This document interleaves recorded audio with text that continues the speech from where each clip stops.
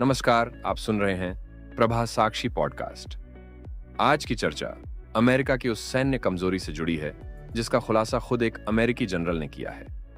एक तरफ ईरान अपनी जीत और अमेरिका की हार का खुला ऐलान कर रहा है, वहीं दूसरी तरफ अमेरिकी नॉर्दर्न कमांड के deputy commander lieutenant general Joseph Jarrard ने ऐसी बात कही है जिसने डोनाल्ड ट्रंप के दावों पर भी सवाल खड़े कर दिए हैं। जारार्ड ने साफ कहा है कि अमेरिका के पास बड़े पैमाने पर होने वाले ड्रोन हमलों से निपटने के लिए पर्याप्त सेंसर और ड्रोन रोधी हथियार नहीं है। यानी अमेरिका के पास दुनिया के सबसे आधुनिक और ताकतवर हथियार जरूर हैं, लेकिन हर तरह के ड्रोन हमले को रोकने की पूरी व्यवस्था अभी उसके पास मौजूद नहीं है। इतना ही नहीं, ईरान युद्ध ने अमेरिका के महंगे मिसाइल रोधी हथियारों के भंडार पर भी काफी दबाव डाला है। अमेरिका को एक तरफ सस्ते ड्रोन और बड़ी संख्या में आने वाली मिसाइलों को रोकना पड़ रहा है और दूसरी तरफ अपने तेजी से घटते महंगे इंटरसेप्टर और सटीक हथियारों का भंडार दोबारा भरने की चिंता भी सता रही है।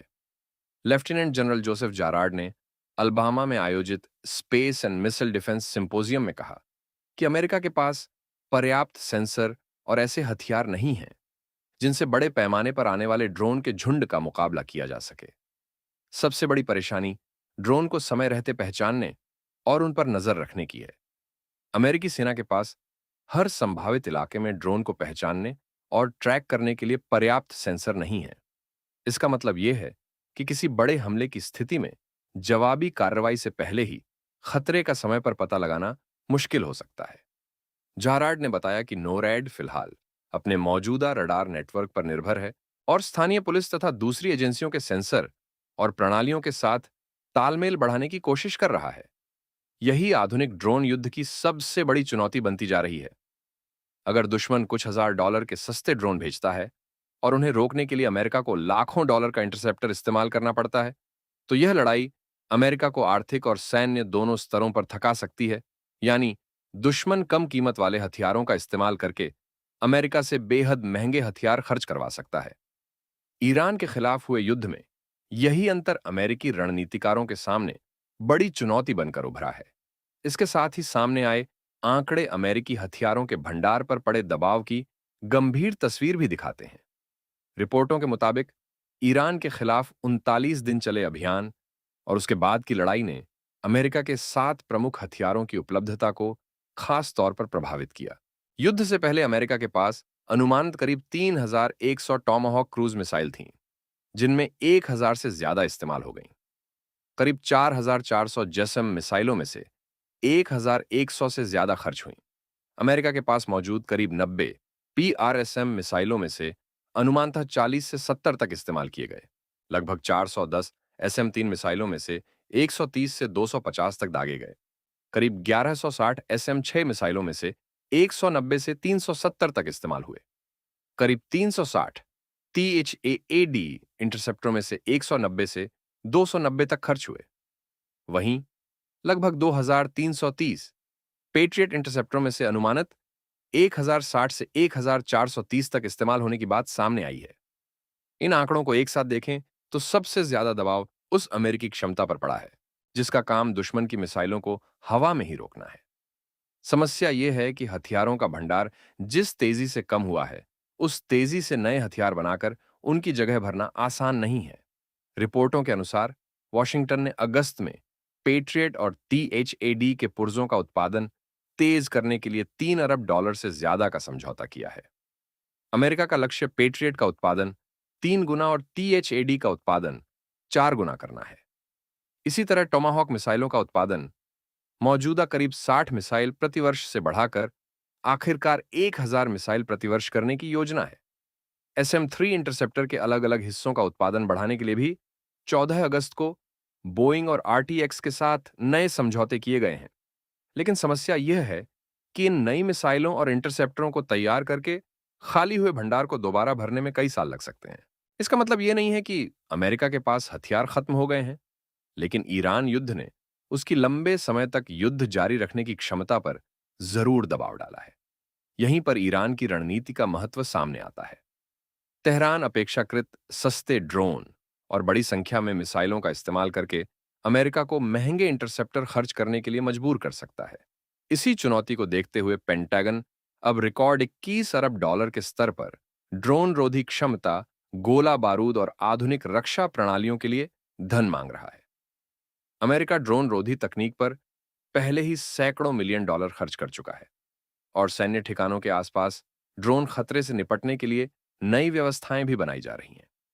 लेकिन समस्या सिर्फ पैसे की नहीं है, बल्कि अलग अलग एजेंसियों के बीच तालमेल की भी है। टेक्सास में नए एंटी ड्रोन लेजर के इस्तेमाल के दौरान संघीय एजेंसियों के बीच तालमेल की कमी सामने आई और इसके चलते एयर स्पेस तक कुछ समय के लिए बंद करना पड़ा। यानी दुनिया की सबसे उन्नत सैन्य तकनीक रखने वाला अमेरिका भी अपनी अलग अलग एजेंसियों और प्रणालियों को एक साथ जोड़ने की चुनौती से जूझ रहा है। अमेरिका अब यूक्रेन के अनुभव से भी सीख रहा है। यूक्रेन के ऑपरेशन स्पाइडर वेब ने दिखाया कि छोटे और आसानी से उपलब्ध होने वाले ड्रोन भी किसी देश के अंदर काफी दूर तक पहुंचकर बेहद महत्वपूर्ण सैन्य ठिकानों को निशाना बना सकते हैं। रूस के अंदर ट्रकों के जरिए ड्रोन पहुंचाकर एयरफील्ड पर खड़े बम वर्षकों को निशाना बनाए जाने की घटना ने अमेरिकी रणनीतिकारों को यह चेतावनी दी है कि अब सिर्फ किसी देश से दूर होना ही सुरक्षा की गारंटी नहीं है। जाराड ने अमेरिका के सामने मौजूद खतरे को तत्काल और जटिल बताया है और रूस, चीन, उत्तर कोरिया तथा ईरान के बीच बढ़ते सहयोग की ओर भी संकेत किया है। अलास्का और आर्कटिक क्षेत्र में रूस और चीन की गतिविधियां भी अमेरिका की चिंता बढ़ा रही हैं। इसके अलावा बाजार में आसानी से उपलब्ध होने वाली ड्रोन तकनीक अपराधियों और गैर सरकारी समूहों तक भी पहुंच रही है। इसीलिए ड्रोन का खतरा अब सिर्फ युद्ध के मैदान तक सीमित नहीं रह गया है। इस पूरे संकट का सबसे बड़ा मतलब यही है कि अमेरिका अब केवल अपनी पारंपरिक सैन्य ताकत के भरोसे सुरक्षित नहीं रह सकता। उसे सैन्य ठिकानों के साथ साथ शहरों, बंदरगाहों, बिजली संयंत्रों, हवाई अड्डों और दूसरे महत्वपूर्ण ठिकानों को भी एक मजबूत ड्रोन रोधी नेटवर्क से जोड़ना होगा। झाराड का जोर भी ऐसे ही एक व्यापक नेटवर्क पर है, जिसमें अलग अलग सेंसर और रक्षा प्रणालियां एक दूसरे से जुड़ी हों और किसी भी ड्रोन खतरे की जानकारी तुरंत साझा की जा सके। लेकिन इस पूरे मामले में ट्रंप प्रशासन की विदेश नीति भी सवालों के घेरे में आती है। अमेरिका की घरेलू सुरक्षा और वायु रक्षा के लिए उसके सहयोगी देशों का नेटवर्क बेहद महत्वपूर्ण है। वहीं ट्रंप अपने दूसरे कार्यकाल में कई सहयोगी देशों के साथ सार्वजनिक तौर पर टकराव की स्थिति पैदा करते रहे हैं। इसलिए अमेरिका के सामने समस्या केवल हथियारों की नहीं, बल्कि उसके रणनीतिक साझेदारों और सहयोगी देशों से जुड़े रिश्तों की भी है। बहरहाल, इस पूरे घटनाक्रम का सबसे बड़ा संदेश यही है कि अमेरिका को अब सिर्फ अपनी सैन्य ताकत दिखाने से काम नहीं चलेगा। उसे यह भी साबित करना होगा कि वह लंबे समय तक चलने वाले युद्ध में अपनी सैन्य क्षमता को बनाए रख सकता है। ईरान युद्ध ने दिखा दिया है कि सस्ते ड्रोन और बड़ी संख्या में दागी जाने वाली मिसाइलें अमेरिका को बेहद महंगे इंटरसेप्टर इस्तेमाल करने के लिए मजबूर कर सकती हैं और इन इंटरसेप्टरों की जगह दोबारा भरने में वर्षों लग सकते हैं। दूसरी ओर, अमेरिकी जनरल का यह स्वीकार करना कि देश के भीतर बड़े ड्रोन हमले को रोकने के लिए पर्याप्त सेंसर, हथियार और आपस में जुड़े सिस्टम मौजूद नहीं हैं, अमेरिकी सुरक्षा व्यवस्था में एक गंभीर कमी की ओर इशारा करता है। अब अमेरिका के सामने असली सवाल यह नहीं है कि उसके पास दुनिया के सबसे शक्तिशाली हथियार हैं या नहीं, बल्कि यह है कि क्या उसके पास हजारों सस्ते ड्रोन और लगातार होने वाले मिसाइल हमलों के सामने महीनों तक युद्ध लड़ने के लिए पर्याप्त हथियार, इंटरसेप्टर, उत्पादन क्षमता और सहयोगी नेटवर्क मौजूद है। ईरान युद्ध ने इस सवाल को बेहद गंभीर बना दिया है।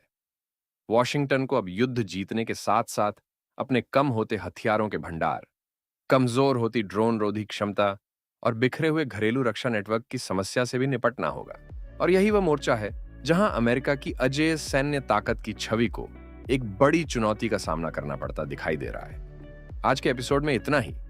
अगर आपको यह एपिसोड पसंद आया हो तो शेयर करें, सब्सक्राइब करें और ऐसे ही महत्वपूर्ण विषयों पर पॉडकास्ट सुनने के लिए प्रभा साक्षी को फॉलो करें।